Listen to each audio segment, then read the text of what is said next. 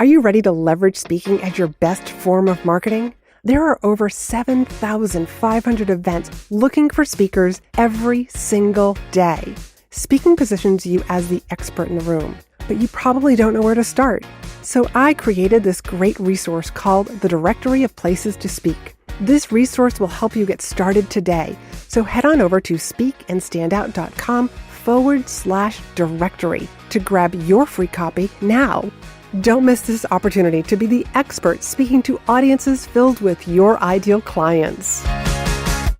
Have you ever attended an in-person or virtual meeting and the host or the president of the association gets up to say, "Sorry, our speaker couldn't make it"?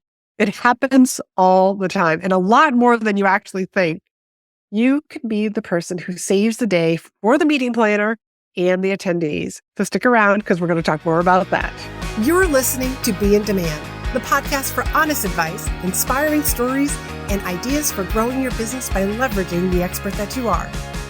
I'm your host, Laurie-Ann, business mentor, and I'm also a reformed painfully shy girl, red wine lover, and exercise enthusiast. Join me as I share how being positioned as the expert in your industry, even if it's a busy one, will help you stand out and be the one in demand to hire and work with.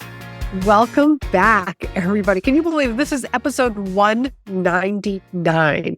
I can't believe it. 3.5 years later went by like in a snap since I started this podcast. And episode 200 is next week. And I am going to be having some giveaways, some prizes, some very special things are going to be happening. And all you have to do is listen to the podcast episode and share it on social media and like a little hashtag or tag me in that, especially over on Instagram or over on Facebook. And you will be entered to win some fun prizes. Anyways, let's get on to what we're going to talk about. I'll talk more about episode 200 a little bit, but I just joined this membership and I was on my very first group meeting and the host came on to say, well, the person that was supposed to speak couldn't make it because everybody in their household is sick. And, he turned it around and he was just like, hey, we're just going to do like a Q&A session. So like, what are some of your big questions today? So we really had the host, we had his undivided attention. But this really happens all the time, more than you realize. And this really does put the host in an uncomfortable position. I mean, in this particular case, it's a sick household. She probably had some small children who are very ill, or maybe she has some parents that she had to take care of. But it happens. But as the host, you might not have had like a backup plan. If you were running a meeting and you're like the president or you're the meeting planner, like you're not a speaker. You're the one who finds the speakers. But if you were ready to speak, ready to go, this is where the get ready to be ready for that time when a friend or the vice president of the association that you're a member of, that you belong to, calls you and asks you to fill in because they already knew like the day before that, their speaker wasn't going to be able to make it. This happened to me. Like one day, somebody called me who was from the leadership of an organization that I was a member of. And it was just like, hey, Laurie-Ann. And we just had a lovely conversation. She said, we don't have a speaker tomorrow. Could you fill in? Well, I'm a speaker. The answer was yes. And she was like, oh, thank you. Like she was genuinely relieved. And so apparently she called the president afterwards and said, I got us a speaker. Laurie-Ann's going to come and speak. And I guess like the president, the hearsay, it was, oh my God, how did you get her to say yes? She's like, well, all I did was ask her. And it was true. I can impromptu speak. They could have asked me when I walked in and I would have been able to put something together pretty quickly for this group of people. And these are my friends. These are people that I know them. They're like colleagues. So the big point is you want to get ready to be ready. Do you have a presentation that you can pull out of your back pocket? And whether it's a 60-minute presentation, 45-minute presentation, a 30-minute presentation, you just need a presentation that you can basically do anything from 15 minutes to 60 minutes. 60 minutes being, that might be a little bit more time. But one of the things that I teach my clients and my students inside in-demand signature speech is I help them craft their speech in a way that's like building blocks. So literally, if a meeting planner came up to you, because it happens all the time, the person that was speaking before you just went 15 minutes over, can you cut your speech down to 45 minutes? And my students are always like, oh yeah, sure, no problem. Because what they're doing is they're just taking out a block that they were going to speak on. And if they had slides, they just go in and they just delete those slides. No big deal. They make the meeting planner look like a rock star. But this is also a great strategy to use when getting booked. As a matter of fact, I was just talking to a woman. She lives outside of New York City. We just did an informational session where she was allowed to pick my brain. And I shared with her, like, you're in a big city. One of the ways that you can get on more stages is by contacting conference organizers, meeting planners, and like, hey, I see that you have a conference that's coming up, a meeting that's coming up. I'm just curious if you have all of your speakers slots filled yet. You're just asking a question. You're opening the door to the conversation. They might say yes. We have all of our speakers. Fantastic. I just want you to know that I'm a local speaker. And if you find yourself in a bind, feel free to reach out to me. A lot of times, meeting planners are going to be very open and receptive to that and be like, oh, okay. Like I live north of Boston. There's a lot of conference organizers and even convention centers that are right here in Boston. And I've done this before. I will let people know I am available that day if you find yourself in need.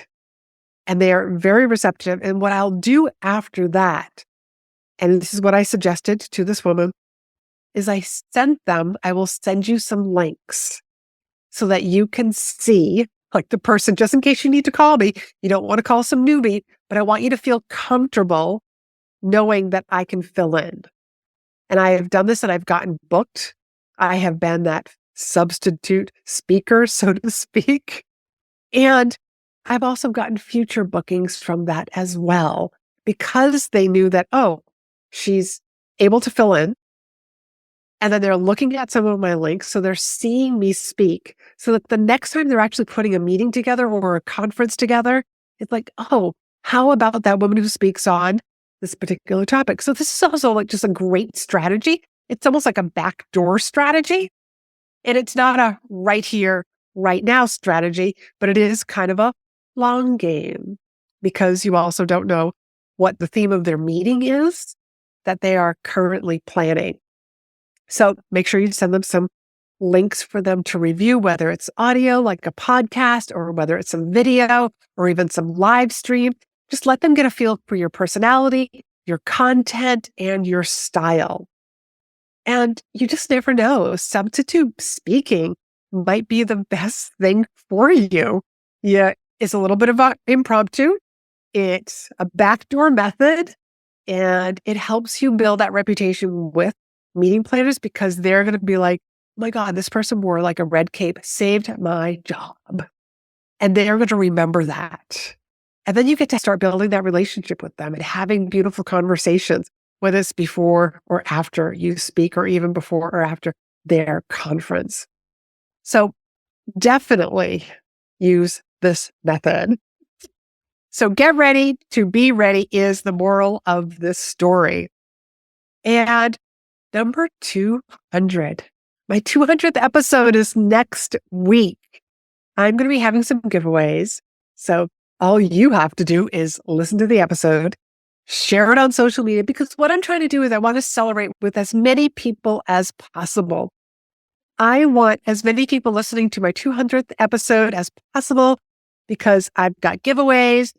So being able to share this on social media, whether it's Facebook or Threads or LinkedIn or Instagram, but just if you would tag me and I'll be able to find that.